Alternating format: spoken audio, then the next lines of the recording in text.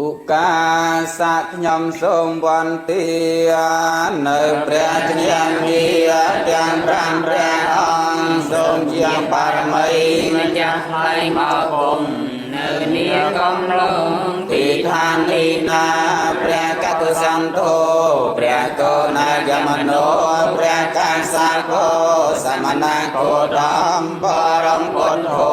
ព្រះមេតយោពោធិសត្វថ្លៃ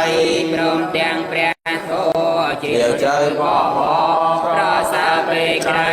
34000ព្រះធម្មខណ្ឌនោះនៃរបស់ចិនស្រីទីដីរាល់អង្គព្រមទាំងព្រះសង្ឃប្រសាសរត្រង់ជាបនព្រះពនលះកាត់តណ្ហាប្រសាបំផុតខ្ញុំសូមលំអរកាយវាចាចិត្តដោយតែចាខ្ញុំលើកខាត់បង្គំត្រៃរតសោភាសូមកំចាត់បងសាត្រូវនានាទុំសោត្រោគា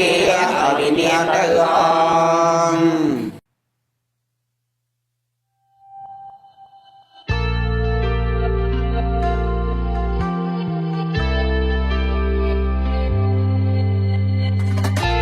我总是常常一个人发